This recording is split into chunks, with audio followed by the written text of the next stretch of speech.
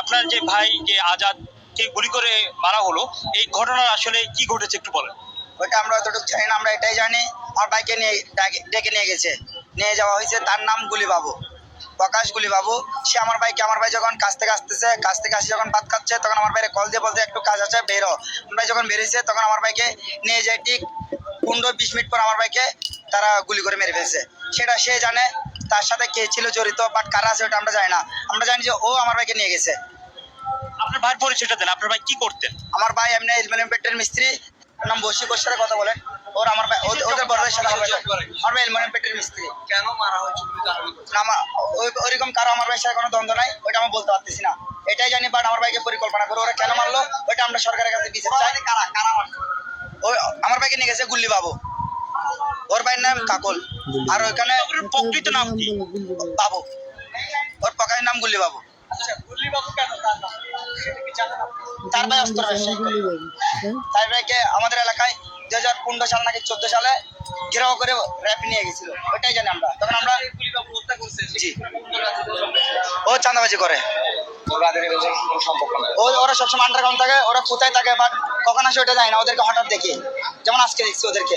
এই মুহূর্তে আপনার দাবি কি বলেন? আমাদের দাবি আমার ভাইকে যারা মারছে তাদের পাশে চাই, আর যে আমার ভাইকে ডেকে নিয়ে গিয়ে এই পরিকল্পনাটা করছে বাবু, তার মৃত্যুদণ্ড চাই আমরা। কোথায় হয়েছে ঘটনাটা? ঘটনা হয়েছে সামার বি হুইল বিউ ফরেস্টতে। ঘটনা হয়েছে 1:50-এর দিকে আমার ভাইকে গুলি করা হয়েছে। আমরা শুনছি 4টার দিকে, যখন আসর আজান দিচ্ছে তখন আমরা ভাইকে যখন পাচ্ছি না, কল দিয়ে পাচ্ছি না, কলে কন্ট্যাক্ট করতে পারছি না, তখন আমার ভাইকে, তখন আমরা বাবু বাবু বলছে, বাবুর মামাকে বলছে আমাদেরকে বলে নাই, বাবুর আমাদেরকে বলে নাই। যখন 4টার পরে বাবুর বড় ভাইকে বলছে যে আজাদ গুলি গেছে মেডিকেলে, তখন আমাদের এলাকার একটা বড় ভাই শুনছে ওদের তোর ভাই কই গুলি গেছে।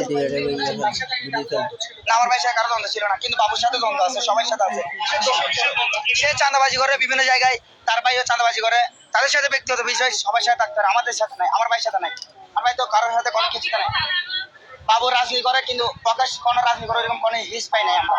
এমনি জানি ওর রাজনীতি করে, একটা ব্যক্তি রাজনীতি করে ছাড়া তো চাঁদাবাজি, বাট আন্ডারগ্রাউন্ড থাকবে না, সে ওপেন হতে হবে। সে যদি কোনো রাজনীতির লিপ্ত থাকে সে ওপেন হবে, সে কোনো কিছু একটা আমি আজাদের মেজো ভাই, উনি আমার বড় ভাই, আপন ভাই। আমার ছোট ভাই আছে সাগর, সে পুলিশের সাথে কথা বলতেছে।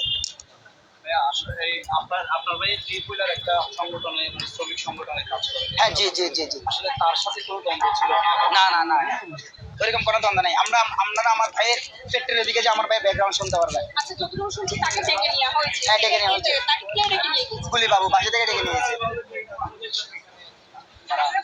পরিবার যিনি দাবি করছে যে গুলি বাবুর নামে একজন প্রকাশ্য লোক যে নিহত হয়েছে আজাদ পটিয়ার আজাদ, তাকে ডেকে নেওয়া হয়েছে এবং তাকে ডেকে নেওয়া করেছে বিএনপি কৃষক দলের সাথে। আমরা যেটুকু জানতে পেরেছি, পরিবারের সাথে কথা বলি, সেই কৃষক দলের সাথে রাতের সাথে সম্পর্ক ছিল বিএনপি কৃষক দলের সাথে, এবং তার আজকে দুপুরে তাকে গুলি বাবুল নামে প্রকাশ্যে বাবুল তাকে যে ডেকে নিয়ে যাওয়া হয়েছে এবং ডেকে নেওয়ার পর তার পরবর্তী সময়ে সেই এই যে মারা যায়, এই মারার সংবাদটা তার পরিবারে পায়।